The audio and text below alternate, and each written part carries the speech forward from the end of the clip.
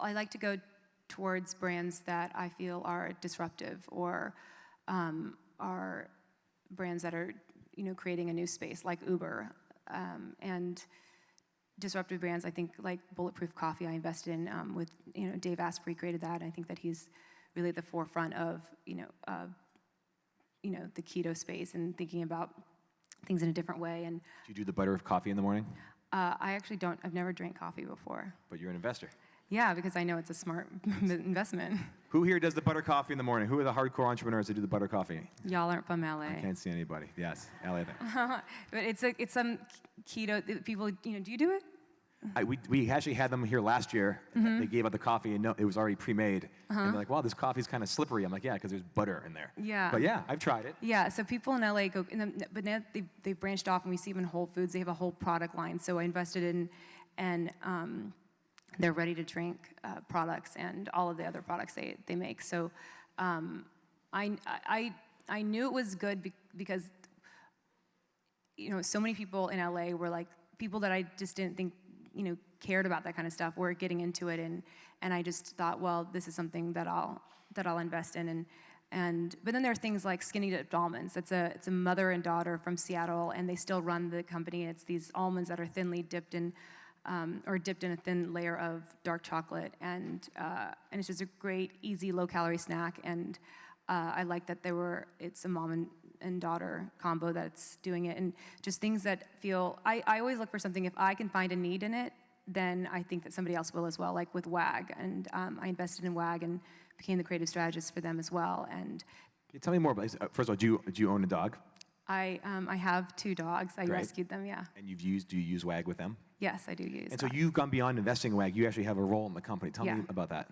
So when I was brought on by Josh and John Weiner, who both created they're brothers who created it, they asked me to come on in a public role and to be a creative strategist. So I helped with, from the commercial to producing it to editing it with them, and what the brand would look like and feel like. And now, as they've sold off, and when SoftBank came in and invested and pretty much did this huge payout, they left, and Hillary Schneider is there as a CEO who I love.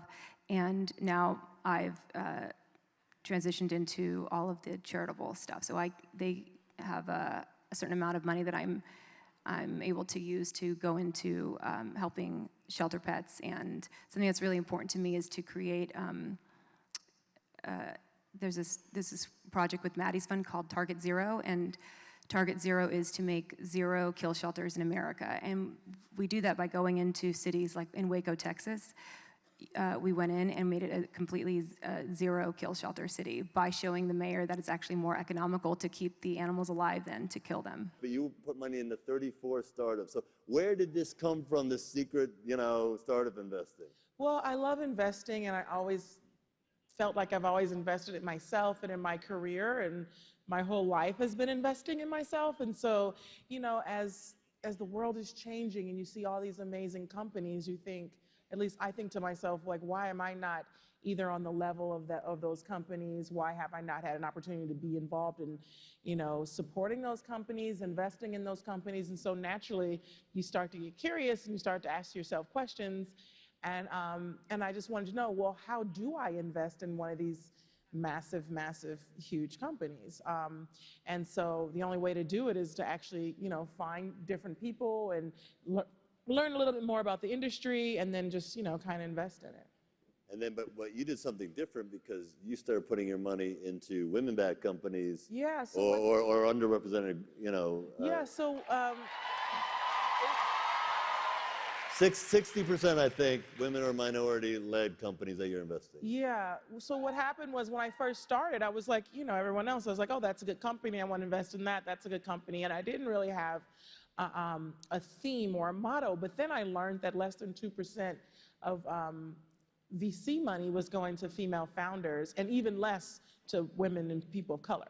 So I thought, well, that's what I need to do. I need to start supporting more companies like that, and and also just raising awareness about that. Like, a lot of people didn't know. How do you not know such a shocking number? And I was like, how do I raise awareness about this, and how do I also take a lead on it? So that was really important to me to do that and to continue to do that. And we're just starting. My little company is starting, and we're just growing and growing.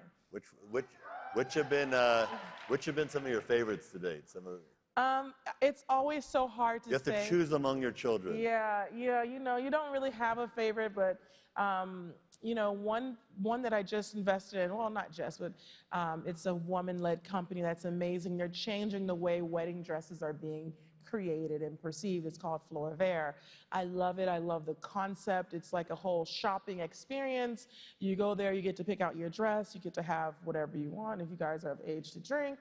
And it's a whole experience, and there's so many options to choose from, and they're brick and mortar stores on themselves, and they pop up also. So I love that one. Another one is actually a new one that we invested in. It's actually called Alchemy 23, which is about injectables. And I know it's random, but it's the direction a lot of people are headed. And I thought that was a really interesting company to just kind of be involved in. So I love that one. When you said injectable, so what is that? And another one, I know you said two, but I love, not me, but I love that. If you got to be your best self, and if that's how you feel your best self, that's why I love the company so much, because I felt like, a lot of people feel more comfortable with injectables, and that's great. And I love the founders of Alchemy. So I thought, anyway, I thought Alchemy 43, I thought was amazing. One that I also love really kind of fits my lifestyle. It's all about Gobble. It's been around a little bit longer, but it's a really great company, because sometimes for me, if I'm at home and it's a delivery, they deliver food, and the recipe is all together. Kind of all you have to do is put it in the pan, and you make this gourmet meal, and you look like an amazing chef. I of course like to believe that I'm an amazing chef, but I'm really not. But when I use the Gobble, I kind of become this amazing chef. So how do you find deal flow? I mean, you must have people throwing stuff at you all the time. You can't tell if it's any good or not. Well, in the beginning, it's definitely hard. I felt like the investment world is a small niche, and then it's hard to break through. But eventually, once I broke through, then like so many things started coming, and now it's like, I'm like, we can't do any more investments this year, or unless it's something that's life-changing or something that's really affecting the world. We often try to invest in companies that isn't about necessarily being the biggest company in the world, but it's about helping people feel good or filling a need that's really needed, in this world. And so that's also really important to me.